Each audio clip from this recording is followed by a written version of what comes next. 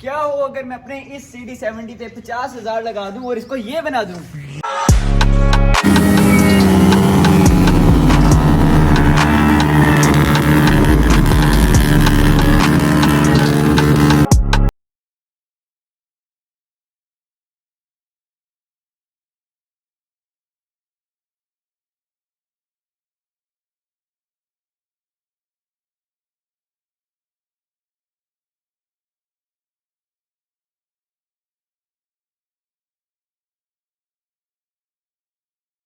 तो ये हमारे पास एक कैफे रेसर जो नॉर्मल सिटी से लाख गुना बेहतर है। तो ये है तलाल भाई जिनका ये है ये कैफे रेसर।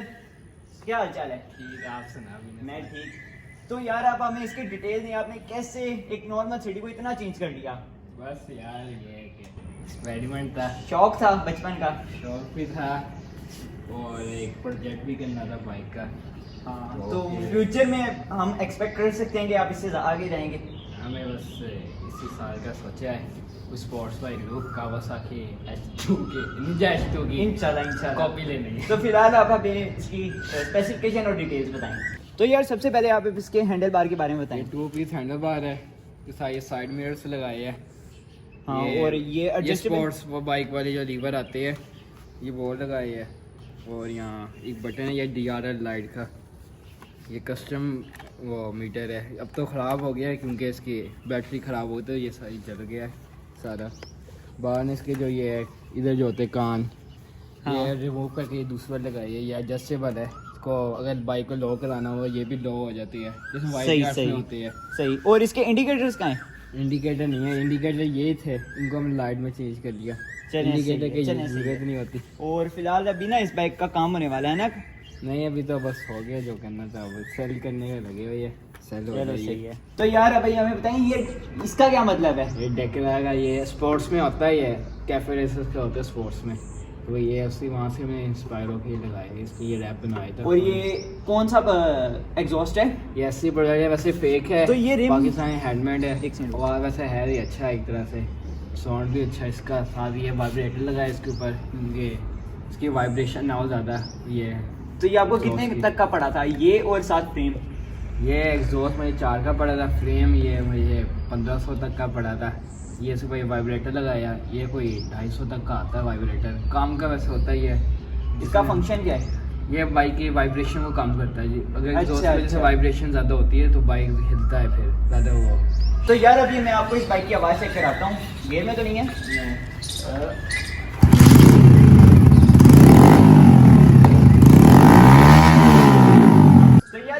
बाइक का यहाँ पे लॉक तो है नहीं, फिर ये बाइक चलता कैसे है? यहाँ लॉक है, ये दूसरा हफ्ते लॉक है। सही।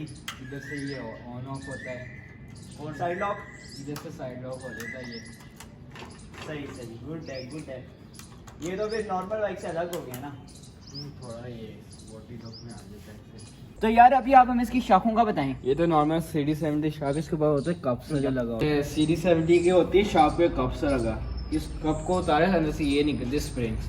ये तो बहुत ही पतले हैं। हाँ, ये तो पतले है। और दूसरा ये है कि ना ये काम के नहीं है, यानी कि इतनी अच्छी कोई परफॉर्मेंस नहीं है। परफॉर्मेंस बिल्ड क्वालिटी कोई नहीं है। काफ़ी बार टूटे भी है, ये नहीं मेरे खान जब जाता रहता है तो 2 बार तो ये टूटे थे रास्ते में, फिर भी अब तक ये चला रहे हैं। क्या बात है, पाकिस्तानी बंदे। ये रिम्स लोहे रिम्स है ये। और इसका टायर तो काफ़ी फैट है। ये 125 वाला ही है, ये 16x17 इंच के है अलॉय रिम्स। सही। ये पहले से लगाए थे, अभी नहीं लगा, ये काफ़ी टाइम से पहले लगाए थे। अब तो ये काफ़ी महंगे हो गए, जिस टाइम लिए थे उससे काफ़ी सस्ते थे ये। और इस टायर की वजह से कोई ग्रिप में आ रहा है चेंज? पहले जब ये वाला टायर लगाया था, अभी तो दोनों ही बराबर है टायर। अगले और पिछला 125 का ही है। ये भी 125 का है? पहले 125 का नहीं था, यहाँ था CD70 का बैक टायर। तो उस टाइम ग्रिप थी अच्छी, यानी कि बैलेंस हो जाता था बाइक।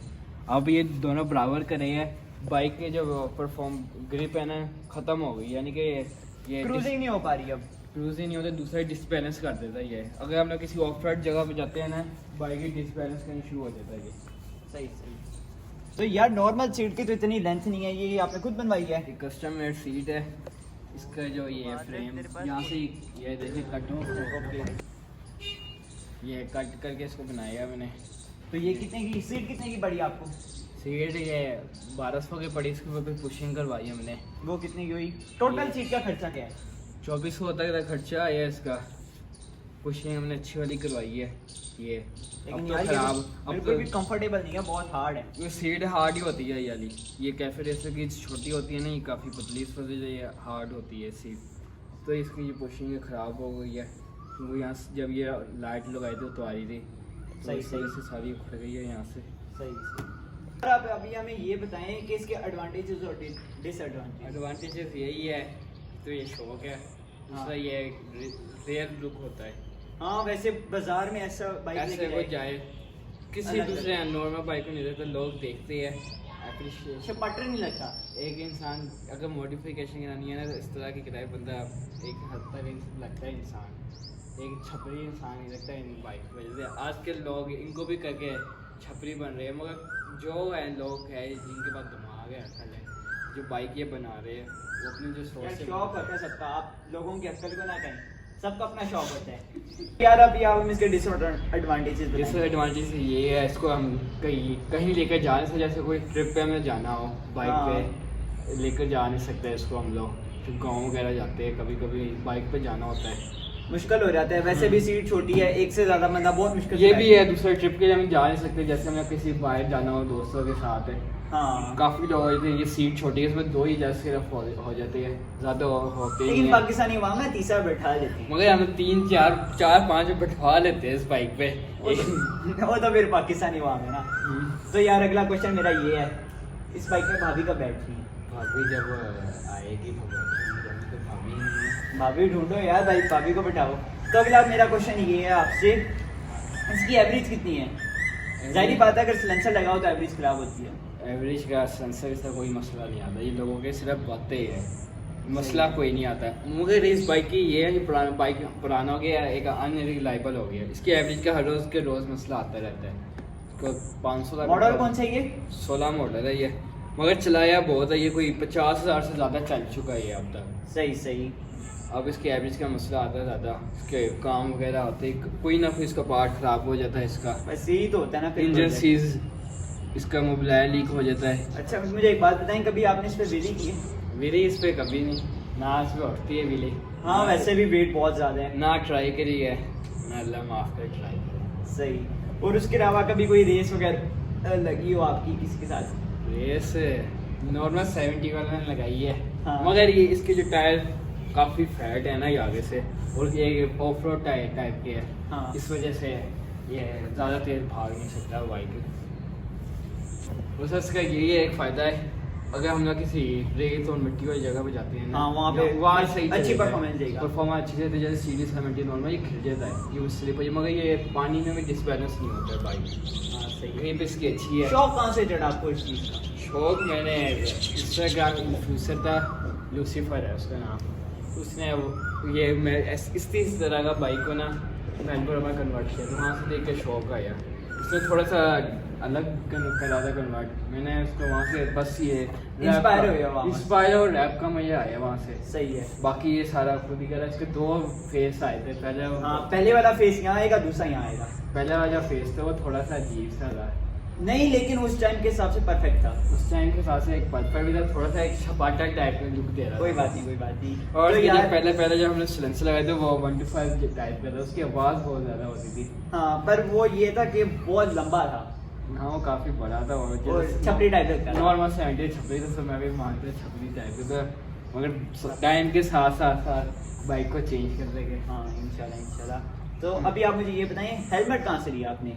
ये वेक्टर का ही हेलमेट है। ये पिछला जब हमने लिया था वो हाई स्पीड इन्फिनिटी वाले से हाँ जी, रिव्यू हाँ जी। 150, उसके बाद दिखाइए वेक्टर का यहाँ पे हेलमेट इसका वीडियो आ जाएगी। है।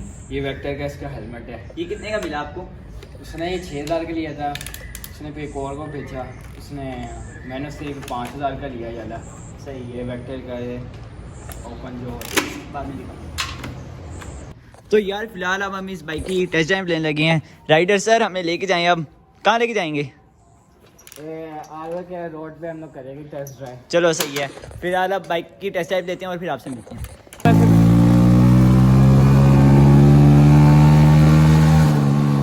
पता नहीं आ रहा गाड़ी का।